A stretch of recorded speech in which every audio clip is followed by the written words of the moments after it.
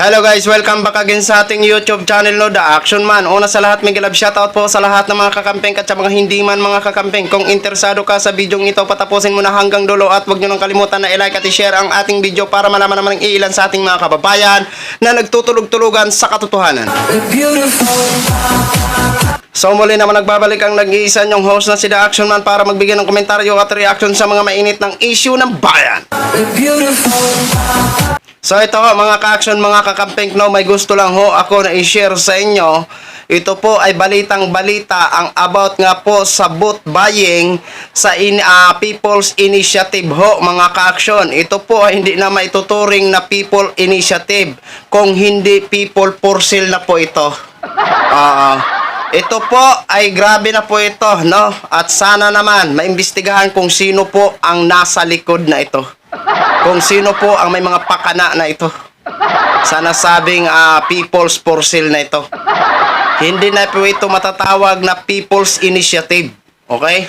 So, ito nga po mga ka-action, no?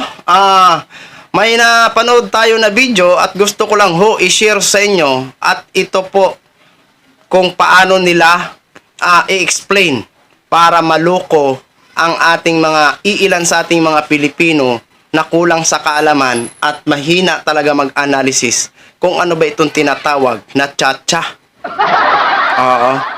Ito ho, bago ho tayo magtuloy-tuloy mga ka-action, kung ito po ba ay nakakabuti o ito po ba ay nakakasama. O, ayan po.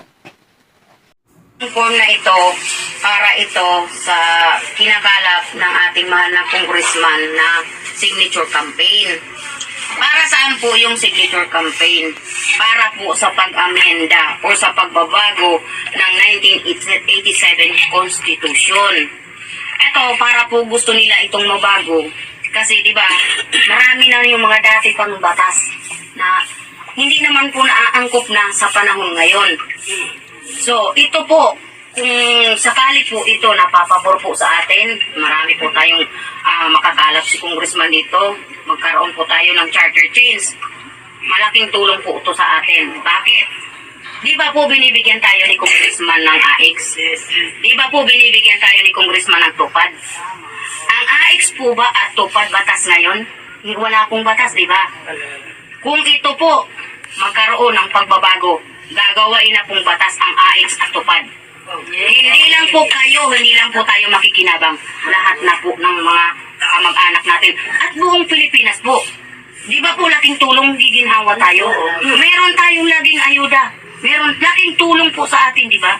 Kaya po, ito po, bilang po mga leaders po ng ating congressman, kung kayo po pipirma po dito, meron pong pakonsuelo ang ating mahal na congressman.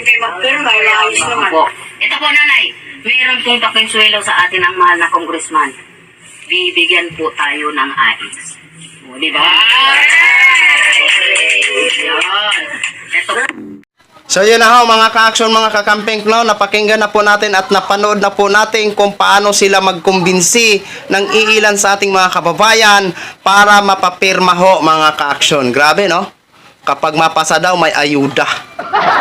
Grabe. Talamak po ang vote buying pag-about sa sa iilang mga lugar. Partikular na sa Bicol, mayroon na nga po sa Quezon City. Sus, Diyos ko po. Ito po ay batas noong 1980s po ito. No? Na gusto nilang amyendahan. Alam nyo kung maipasa o mabago po ito ang nasabing batas? Na sinasabi nila ang purpose po nito ay economic provision? Nako po. Nandyan na po yung political term na kung gusto nilang magpalawak ng termino, gusto nila kasama sa batas na yan.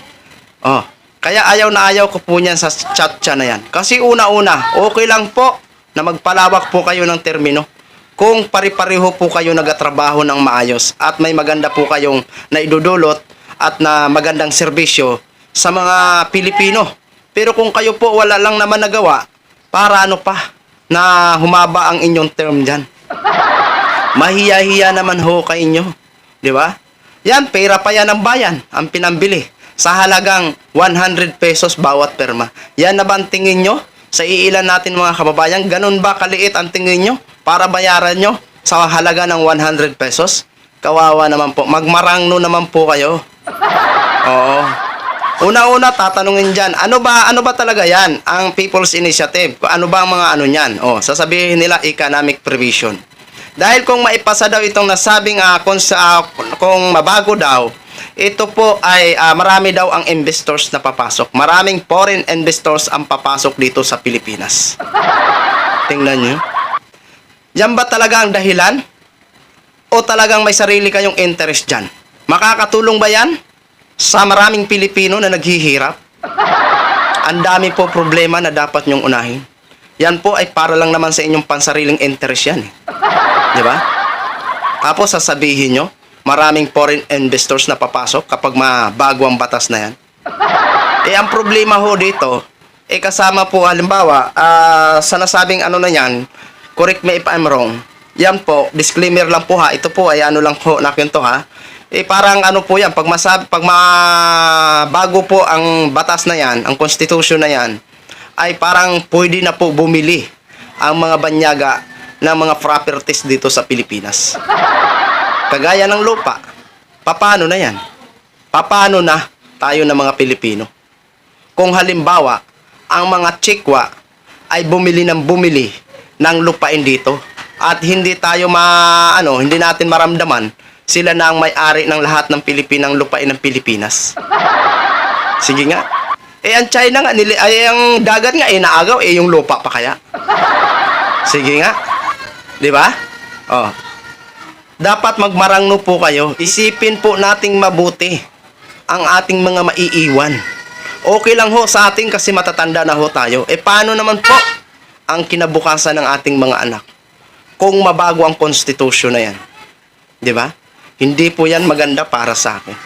Para lang po yan sa mga ang makabeneficiary. Sa totoo lang, di ba? Nakakalungkot lang isipin. Sasabihin nyo People's Initiative. People's Initiative ba ang tawag dyan? Na may bayad bawat pirma? Hindi na po People's Initiative yan. People's for sale na po yan.